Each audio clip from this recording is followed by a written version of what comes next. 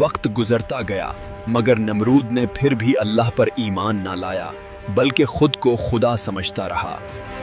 ایک دن نمرود نے حضرت ابراہیم علیہ السلام سے پوچھا، تمہارا خدا کون ہے؟ نبی نے فرمایا، میرا رب وہ ہے جو زندہ کرتا ہے اور موت دیتا ہے۔ اے ابراہیم، یہ کام تو میں بھی کر سکتا ہوں، پھر مجھے خدا کیوں نہیں مانتے؟ نمرود کا حکم ہے کہ ایک قیدی کو موت اور دوسرے کو آزاد کیا جائے۔ اے ابراہیم، دیکھا، میں نے ایک کو مار دیا اور دوسرے کو زندگی دے دی۔ نبی مسکرا کر جواب دیتے ہیں، اچھا، میرا رب تو سورج کو مشرق سے نکالتا ہے، اگر تم خدا ہو تو مغرب سے نکال کر دکھاؤ۔ نمرود نے کہا، اب میں آسمان پر جاؤں گا اور ابراہیم کے خدا سے لڑوں گا۔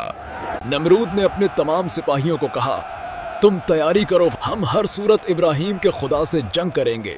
اس نے اپنے سپاہیوں کو ایک ایسی سواری تیار کرنے کا حکم دیا جو آسمان تک پہنچ سکے، اور سپاہیوں کو 3 دن کا وقت دیا، اگر تیار نہ ہوئی تو سب کو قتل کر دوں گا۔